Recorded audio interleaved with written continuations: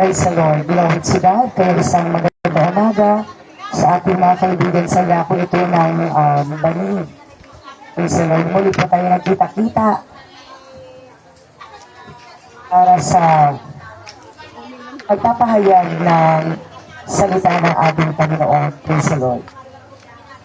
Glory to God. Kaya sabi po ng banal na kasulatan na sabi ng kanyang mga salita, ng aklat na ito ng kautusan ay huwag mahiwalay sa iyong bibig, kundi yung pagbubulayan araw at gabi, upang iyong masunod na gawin ang ayon sa nakasulat dito. Kaya mga kaibigan natin sa Panginoon, kaya ito ang pangangaral ng salita ng Diyos.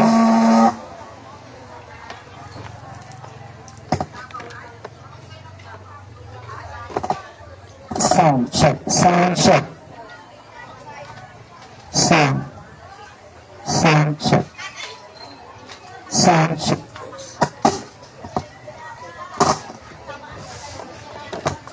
Sound check, please check. Sound check.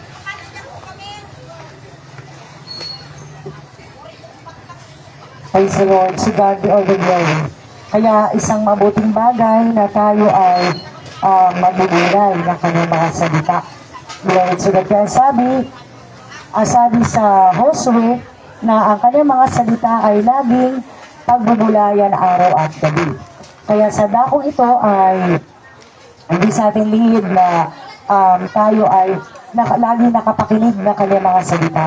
Sapagkat yan ay isa sa kalooban ng ating Panginoon na ang kanyang mga salita ay kailangan maipaparating sa bawat isa sa atin. Kaya ang kanyang payo na lagi natin itong pagbubulayan. Kaya, laging pagbubulayan araw at gabi. Kaya hindi lamang tayo nagbubulay sa ganitong panahon. Kundi mga kaibigan, pag meron tayong mga pagkakataon, lalo tigit, pag meron tayong mga Biblia o mga Bible sa ating mga paramahay, pwede po nating basahin. Sapagkat ang payo ng ating Panginoon na kailangan ang salita ng Diyos ay pagbubulayan araw at gabi. Sapagkat mga kaibigan, ito kasi yung pagkain ng ating mga espiritu at kaluluwa. Praise the Lord. Kung paano nga tayo kumakain, hindi lang 3 beses sa isang araw. Mga kaibigan, lalo tigit ang ating mga spiritual na kalagayan. Kaya yung ating espiritu at kaluluwa, ito yung nangangailangan ng salita ng Diyos. Kaya ang payo ng ating Panginoon na laging pagbubulayan araw at gabi ang kanyang mga salita. Praise the Lord. Upang ating masunod na gawin ang ayon sa nakasulat dito. Kaya, ano yung nakasulat dito sa banal na kasulatan? Number 1, mga kaibigan, itong pangangaral ng Ebanghelyo. Ang pangangaral ng Ebanghelyo ay isa sa nais ng ating Panginoon na kailangan tuparin, na kailangan nating gawin. Purihin po ang pangalan ng ating Panginoon. Glory to God. Kaya napakahalagang bagay na ang tao ay lagi mapagbulay ng salita ng Diyos. Sapagkat yan ang ating nagpapalakas ng ating mga spiritual na kalagayan. Hindi po ba sa literal na kalagayan? Pag once ang tao, hindi kumakain, pag wala lang ganang kumain ng tao, mahirap na yon. Bakit po? Pag ang tao kasi na wala lang ganang kumain, maaari yan ay may sakit. Kaya mga kaibigan namin sa Panginoon, pag wasang tao hindi kumakain ng pangangailangan, mga kaibigan ng ating katawan, ay nanghihina tayo.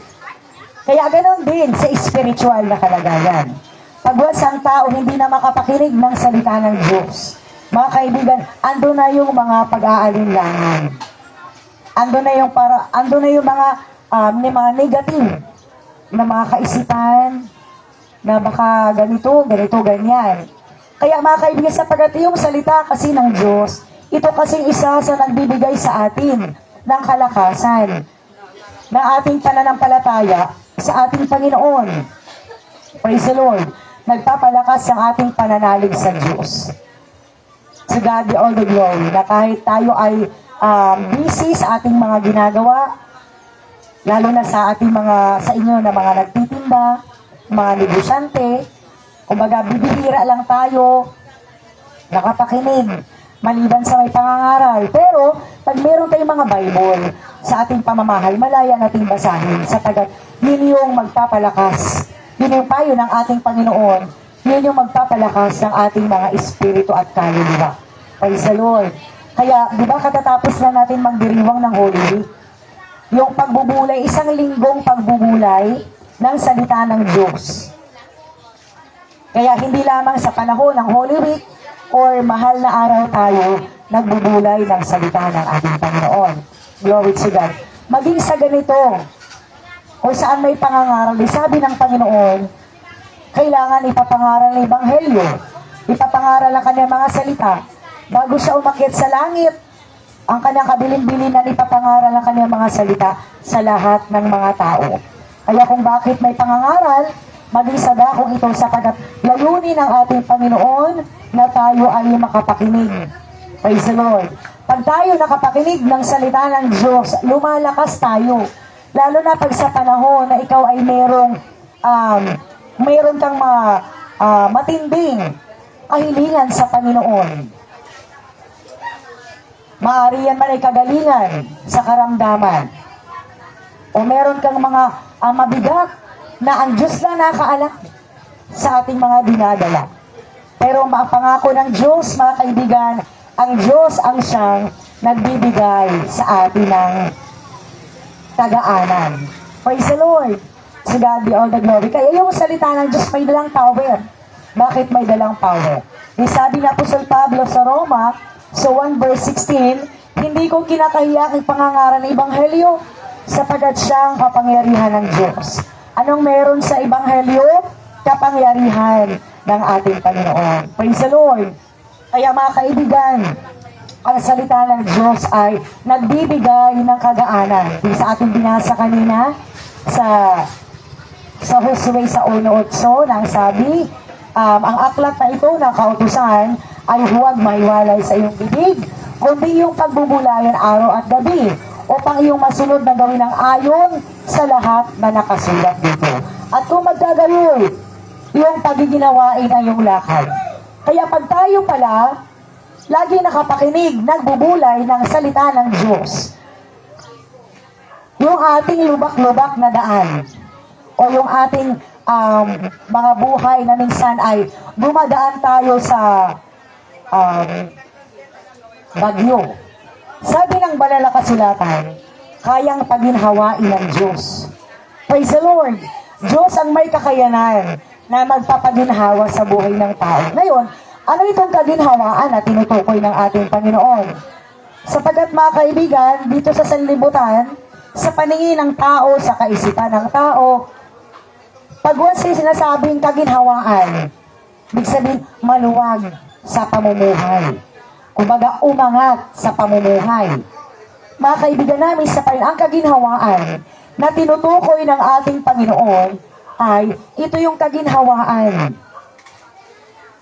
sa ating mga spiritual na kalagayan. Sapagat hindi sa lahat ng pagkakataon ang kayamanan o ang pera ng tao nagbibigay ng kaginhawaan. Minsan nga, yan pa yung gumigipit minsan sa atin eh. Totoo po yan. Kaya mga kaibigan namin sa yung tunay na kaginhawaan ay sa Panginoon lamang natin ito makakamtan. Ano yung kaginhawaan na yan?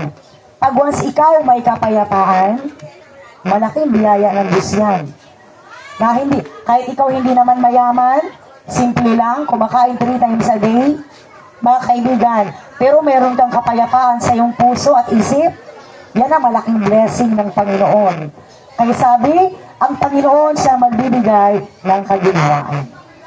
Si God be all the glory. Kaya yung salita ng Diyos, mga kaibigan na ating napapakinggan, ang Diyos may layunin. Kaya nais ng Panginoon na kamtin natin ang kaginhawaan na kanyang nais sa atin, ang kaginhawaan ng ating mga spiritual na kalagayan. Praise the Lord. Kaya mga kaibigan namin sa Panginoon, yung napakahalaga na ang tao may kapayapaan. Dahil pag ang tao walang kapayapaan, nahuhulog sa depresyon. Yan ang katotohanan, sapagkat yan ang lumalaganap na sakit. Yan ang mataas na lumalaganap na sakit sa panahon natin. mga kaibigan, yung taas ng anxiety or tinatawag na depression. Kaya mga kaibigan namin sa Panginoon, ang Diyos ang siyang may kakayanan na magbibigay ng kaginhawaan, tunay na kaginhawaan na hindi kayang bayaran ng pera. Na hindi sa lahat ng panahon, yung kayamanan at pera ng tao magbibigay ng kaginhawaan. Kaya ang tunay na kaginhawaan, ito ibigay ng Diyos. Ibibigay ng Diyos sa atin. Mayroon tayong kaginhawaan sa ating mga puso. To God be all the glory. Na kahit ikaw man ay may mga suliranin, mga kaibigan, ang Diyos, baga pinapayapa ka ng Panginoon. Dahil mga kaibigan, sa sanlibutan, dito sa mundo, marami talagang mga suliranin. Marami mga suliranin sa mundo. Pero mga kaibigan namin sa Panginoon, ang tayo lagi ng salita ng Diyos, tayo ay lumapit sa Kanya. Kaya itong salita ng Diyos na lumapit sa atin, ang Diyos ay may layunin. Glory to God. Kaya sabi nga sa 11:28 na Mateo, mga kaibigan, kayo'y magsiparito, kayo mga nangabibigat ang lubha, at bibigyan ko kayo ng kapahingahan. Kaya sabi, kayo'y magsiparito. Kaya yung salita ng Diyos, pinarating na ng Diyos sa atin, inilalapit na ng Diyos sa atin. Para tayo ay bibigyan ng Diyos ng tunay na kaginhawaan. Si God be all the glory. Kaya nung nais ng Panginoon sa atin, mga kaibigan, lagi natin ang pakinggan, pagbubulayan, yung salita ng Diyos, at higit sa lahat, sampalatayanan natin ang kanyang mga salita, at higit sa lahat, ang kanyang mga pangako. Glory to God. Kaya sabi ng banal na kasulatan, sa Mark 16, na ipapangaral ang Ebanghelyo sa lahat ng mga tao sa buong sanglibutan. Ang sumampalataya, mabautismuhan, maliligtas. Kaya mga kaibigan namin sa Panginoon, ang kaligtasan, ang siyang inaalok ng Diyos sa atin. Na ito yung magbibigay ng lubos na kaginhawaan sa buhay ng tao. Glory to God. Ay di ba sa literal na kalagayan, pag once tayo nga lang na naligtas sa disgrasya. Halimbawa lang natin mga kaibigan, kumbaga, nasa bingit na ng kamatayan. Pero nakaligtas. Ano yan? Gawa ng Diyos yun. Glory to God. Kaya malaki na nga yung ating pasasalamat, kaginhawaan, na sa halip na, kumbaga, kwento na lang sana tayo. Pero mga kaibigan, iniligtas tayo ng Panginoon. Sa physical lang yun sa physical na kalagayan, iniligtas tayo ng Diyos sa disgrasya. Mga kaibigan namin sa Panginoon, sa pangangaral ng Ebanghelyo, ang kaligtasan na inaalok ng Diyos sa atin, kaligtasan itong ating kaluluwa. Sapagat yung ating kaluluwa ay merong nakaabang na kapahamakan. Bakit may nakaabang na kapahamakan? Sapagat mga kaibigan, kaya nga layunin ng pagparito ng ating Panginoon para tayo iligtas. Para tayo iligtas sa tiyak na kapahamakan. Yung kaluluwa ng tao ay mayroong kapahamakan na naghihintay. Kaya mga kaibigan namin sa Panginoon, ano yung kapahamakan na yan? Kapahamakan doon sa nagmiminas na apoy. Kaya sabi ng banal na kasulatan, kailangan ang tao iligtas. Kaya nga sabi sa Judas, mga kaibigan, hindi ito si Judas Iscariote mga kaibigan, sabi dito sa banal na kasulatan na kailangan ang tao agawin sa apoy. Kaya paano daw, sabi, kailangan ang tao agawin sa apoy. Bakit saan na ba ang tao? Mga kaibigan, yung ating kaluluwa may nakaabang na kapahamakan. Kaya madaanan natin mga kaibigan.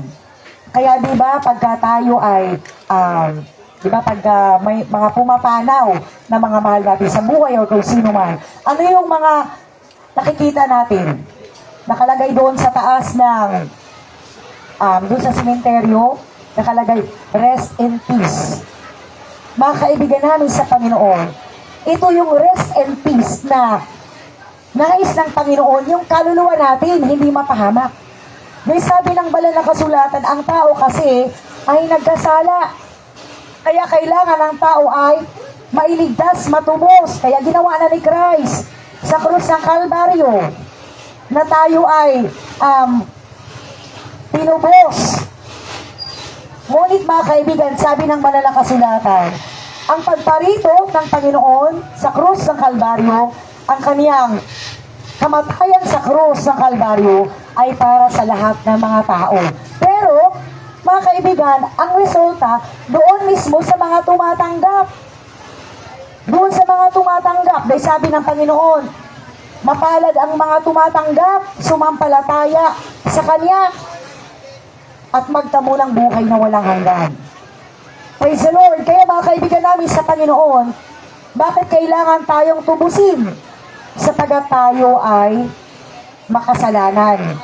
Ay di po ba sa literal na kalagayan, pagwas ang tao nagkasala, hindi pwedeng walang kabayaran. Ano ang kabayaran ng kasalanan? Pagwas ang tao nagkasala, literal.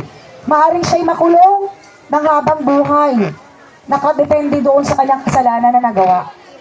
Mga kaibigan namin sa Panginoon, spiritually, ang tao ay makasalanan. Hindi pwedeng sabihin ng tao na, ay ako, mabait ako sa lahat kung mga kakilala, kapitbahay, kumbaga, lahat na. Kumbaga, perfect na. Kumbaga, kahit gusto mo nang mangaway, hindi ka mangangaway. Bakit? Mga kaibigan, sapagat kailangan mo magpakabait eh. Mga kaibigan namin sa Panginoon. Kaya sabi ng banal na kasulatan, lahat ng tao nagkasala. Kaya sabi ng banal na kasulatan, hindi sa 1 Corinthians, hindi sa pamagitan ng kabaitan ang tao maliligtas. Mga kaibigan, sa tiyak na kapahamakan sa apoy, kundi kailangan nating tubusin sa pamagitan ng ating Panginoong Jesucristo. Kaya mga kaibigan namin, sapay si Christ, namatay na sa krus ng Kalbaryo, nabuhay na maguli. Kaya ano yung gagawin natin? Sapagat binigyan tayo ng pag-asa eh. Ano yung gagawin na lang natin? Sumampalataya sa Kanya. Na ang Kristo ay tagapagligtas ang ating Panginoon. Sapagat mga kaibigan, dito natin makakamtan yung tunay na rest in peace. Tunay na kapahingahan. Dahil sabi sa Matthew sa 10:28, mga kaibigan, pagkatapos ng kamatayan ng ating physical, meron din kamatayan sa spiritual. Kaya mga kaibigan namin sa Panginoon sabi, huwag kayong mga takot. Sa 10:28 ng Mateo, huwag kayong mga takot sa magsisipatay na iyong katawan. Babasahin natin. Sa 10:28 ng Mateo, to God be all the glory. Huwag kayong mga takot sa mga nagsisipatay ng katawan. Datapat hindi nakakapapatay sa kaluluwa, kundi bagkus ang katakutan ninyo, yaong makapagpupuksa sa kaluluwa at sa katawan sa impyerno. Ito yung unang kamatayan, yung physical death. Mga kaibigan, yung paghiwalay ng katawan ng tao sa kaluluwa at espiritu. Kaya sabi, huwag tayong matakot sa pumatay, sa kayang pumatay ng ating katawan. Ang bagos na tatakutan natin, yung kayang pumuksa sa ating katawan at sa kaluluwa, sa impyerno. Kaya sino ito? Mga kaibigan, ang ating dapat katakutan, ang Diyos, ang Panginoon. Kaya mga kaibigan namin sa Panginoon, sabi ng banal na kasulatan, ito yung unang kamatayan. Ito yung physical death. Kaya pagwas ang tao namatay, ay salamat, nakapahinga na siya. Mga kaibigan, meron pang pangalawang kamatayan. Eh di ba? Merong eternal life. Merong buhay na walang hanggan. After ng kamatayan ng ating physical, merong buhay na walang hanggan na ipinangako ng Diyos sa bawat nagsitanggap at nagsampalataya sa Kanyang mga salita at tumanggap ng kaligtasan. Kaya kung paano may buhay na walang hanggan sa langit, kasama ang Panginoon, meron ding buhay na walang hanggan doon sa apoy, sa impyerno. Oy sister, Bakit ba napunta tayo doon? Mga kaibigan, yung impyerno, hindi naman talaga ito nakatalaga sa tao eh. Sabi ng banal na kasulatan, ang impyerno, yung apoy, ay nakatalaga yan kay Satanas. Yan dagat-dagatang apoy. Sabi sa Revelation, ang dagat-dagatang apoy ay nakatalaga kay Satan. Ngayon, mga kaibigan, ayaw ni Satan na siya lang mag-isa doon sa impyerno nang daya siya ngayon ng tao. Kaya mga kaibigan namin sa Panginoon, ang paraan ng Diyos para ang tao makaligtas sa daya ng kaaway, daya ng kasalanan. Itong ebanghelyo. Glory to God. Dahil ang ebanghelyo ay si Christ. To God be all the glory. Kaya ang laman ng ebanghelyo na ating napapakinggan, na ito ay dala ng mga apostol ay, ang laman ng ebanghelyo ay si Christ na namatay sa krus ng Kalbaryo. Ito yung ating sampalatayanan na kanyang binilin, iniwan sa kanyang mga apostol, ipapangaral. Ang ebanghelyo, ang sumampalataya, mabautismuhan, maliligtas. Praise the Lord! Kaya sa ebanghelyo may kaligtasan. May tunay na kaginhawaan. May tunay na kapayapaan. May tunay na rest in peace. Praise the Lord! To God be all the glory. Kaya mga kaibigan namin sa Panginoon, yung ating spiritual na kalagayan, ito yung nangangailangan ng kaligtasan. Ito yung nangangailangan ng salita ng Diyos. Praise the Lord! Kaya mga kaibigan namin sa Panginoon sabi, huwag tayong mga takot. Yung kayang pumatay ng ating katawan, pero hindi kayang pumatay ng ating kaluluwa at katawan sa impyerno. Ang dapat katakutan natin ay ang Diyos. Sapagkat mga kaibigan, siya kasi ang makakagawa nito lahat. Siya rin ang makapagligtas sa atin. Kaya mga kaibigan namin sa Panginoon, yung apoy, yung impyerno na sinasabi sa Revelation, yan ay nakatalaga kay Satan. Ngayon, ayaw ni Satan na siya ay magsulang. Kaya ang kanyang misyon, nung ibinulusok siya ng Diyos sa lupa, dahil siya'y nagmamataas sa langit, siya mismo ay anghel. Mga kaibigan, doon sa langit, ngunit siya mismo ay nagmamataas. Kaya pinangalanan siyang Satanas. Ibinilusok siya sa lupa upang mangdaya sa tao. Kaya, kung papaano ang misyon ng Diyos, mga kaibigan, ipapangaral ng Ebanghelyo para ang tao maligtas. Ang bawat sasampalataya. Si Satan din, mayroong misyon. Triple ang kanyang misyon. Kung papaano, double time ang misyon ng Panginoon. Si Satan ay triple. Bakit? Nagmamadali siya mandaya sa tao. Saan niya dinadaya ang tao? Sa kasalanan. Ay sabi ng banal na kasulatan, ang ama ng kasalanan ay si Satanas, ang diablo. Kaya kailangan nating makalaya. Paano tayo makalaya? Sa pamagitan ng katotohanan, salita ng Diyos. John 17:17, pakabanalin mo sila sa katotohanan, ang salita mo'y katotohanan. Ito yung magpapalaya sa atin, salita ng Diyos. To God be all the glory. Kaya mga kaibigan namin sa Panginoon, yung salita ng Diyos ay dapat natin tanggapin. Sapagat yung salita ng Diyos sa atin napapakinggan, ang laman ng Ebanghelyo ay si Christ na namatay sa krus ng Kalbaryo. Kaya nais ng Panginoon na tayo, tanggapin natin siya bilang ating tagapagligtas. Papaano tayo maligtas sa ating mga pagkakasala? Matanggap natin ang kaligtasan upang makamtan natin ang tunay na rest in peace. Praise the Lord! Tanggapin natin ang kanyang mga salita. Ang sumampalataya sa Ebanghelyo, mabautismuhan, maliligtas. Praise the Lord! Alin ang ililigtas ng Diyos dito? Number 1, yung kaluluwa ng tao. Sapagat mga kaibigan, mayroong kapahamakan na naghihintay sa ating mga kaluluwa. Kaya may unang kamatayan sa Matthew sa 10:28.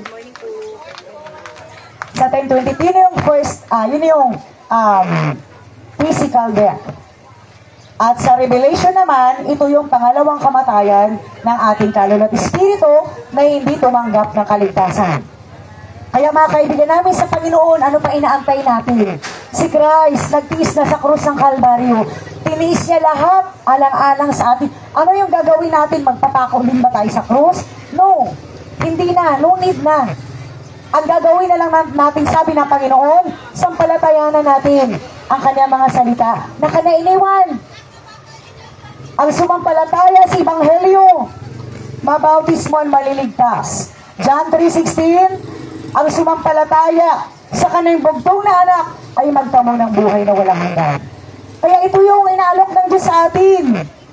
Glory to God, hindi na tayo papako sa krus isa-isa. Na alam naman ng Diyos ay hindi natin kakayanin. Mga kaibigan, kaya mga kaibigan namin sa Panginoon, ang salita ng Diyos, naway, lagi natin bigyan ng kahalagahan. Lalo tigit, mga kaibigan, sa ating panahon, ang panahon natin mapanganib. Mapanganib ang ating panahon. Mga kaibigan, kanino pa tayo lalapit? Kanino pa tayo magtitiwala? Mga kaibigan namin sa Panginoon, sa Diyos tayo magtitiwala. Dahil hindi sa lahat ng panahon, yung pera, yung kayamanan, ay magbibigay sa atin ng kaginawaan. Ayan ang makapagligtas sa atin. Dahil napansin naalala natin sa Thailand, tama ba sa Thailand? Nung mayroong lindol doon, nailigtas ba sila ng kanilang kayamanan? Nasa kondo pa sila sa napakataas na building, nailigtas ba sila ng kanilang kayamanan? Hindi sila nailigtas ng kayamanan. At alam ba nila sa panahon na yun, hanggang doon na lang kanilang buhay? Hindi nila alam yun. Kaya mga kaibigan namin sa ngayon ang panahon natin mapanganib, kailangan lagi natin ng tulong ng Diyos. Ang Ebanghelyo, inilalapit na ng Diyos sa atin. Tayo nang pinupuntahan. Mga kaibigan, ang gagawin na lang natin sampalatayanan. Hindi po ito relihiyon. Ang pangangaral ng Ebanghelyo, hindi po relihiyon. Ang pangangaral ng Ebanghelyo, batas ng Diyos na ipapangaral sa lahat ng mga tao, ang sumampalataya sa kanyang mga salita ay mapalad. Sa God be the glory. Kaya mga kaibigan namin sa Panginoon, ang Diyos ang patuloy na magpapala at mag-iingat sa bawat isa sa atin. Lalo na yung ating panahon ay sobrang init. Ay lalo na dito sa part ng Pangasinan. Mga kaibigan, lalo na ngayon ay, kumbaga, hindi na ako nakabalik sa trabaho. Kaya dito, sa Pangasinan, ramdam mo yung sobrang init talaga eh. Kaya buti na lang biyaya na kahit paano medyo kulimlim. Sapagat kakaiba yung init, para pag lumabas ka nga lang sa kalsada, kala mo nakadarang ka sa bagay eh. Kala mo may apoy na yung dinadaanan mo. Kaya mga kaibigan namin sa panahon natin mapanganib. Alin pa yung nagbabadyang panganib? Yung the big one.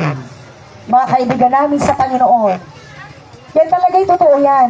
Dahil yan ang na-trace ng P-box. Kaya mga kaibigan namin sa Panginoon, kanino tayo kakapit? Kanino tayo magtitiwala? Mga kaibigan, magtitiwala tayo sa kayang gawin ng Diyos. To God be all the glory. Kaya naalala na namin nung last year na mayroong lindol. Hindi namin alam na may lindol. Na hanggang mahaba yun eh.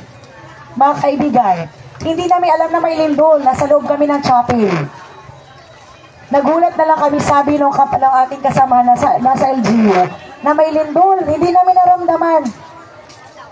Biyaya ng Diyos. Kaya yung pag-iingat ng Diyos kahit saan ka, kahit yan ay mapanganib. Pero mga kaibigan, pag ang Diyos mag-iingat, magugulat ka. Kaya lumindol, malakas nga daw, pero doon sa chapel, doon sa church, hindi namin naramdaman. Wala nga kami naramdaman na umuuga eh. Yung building. May pag umuga yun, babagsak. Matabunan kami. Kaya mga kaibigan namin sa Panginoon, ang Diyos nag-iingat. Kaya kahit saan tayo, dahil mapanganib yung ating panahon, pag ang Diyos mag-iingat sa atin, mga kaibigan, the best pag ang Diyos ang nag-iingat sa atin. Si God be all the glory. Kaya kahit may nagbabanta pa yan na the big one, kahit sabihin mo, ayan ay lilindol sa buong ganito, mga kaibigan, pag ang Diyos mag-iingat, hindi mo maramdaman yung panganib. Bakit? Ipinakita ng Diyos ang kanyang kapangyarihan. Si God be all the glory.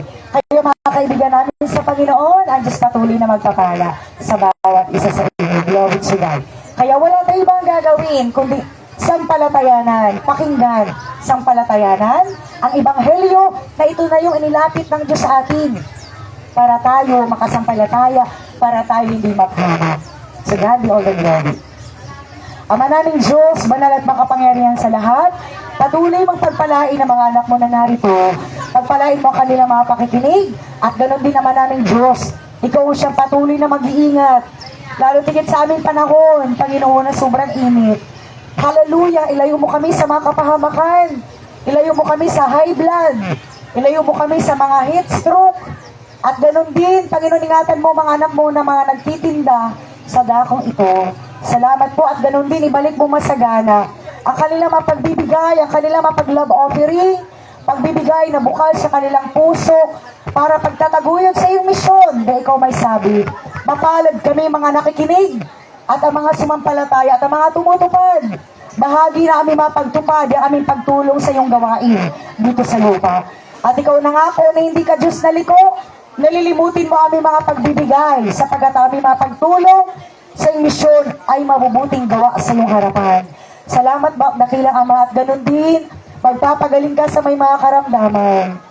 Magbibigay ka ng kaginhawaan sa mga walang kaginhawaan. Kagaya na yung mga salitang, kagaya na yung mga pangako na ikaw ang Diyos nagbibigay ng kapayapaan. Doon sa naghanap ng kapayapaan at magbibigay ng kaginhawaan sa nangailangan ng kaginhawaan. Salamat po, maraming Diyos. Pagpalain mo umagang ito sa pangalan ni Jesus. Amen. Sa God be all the glory.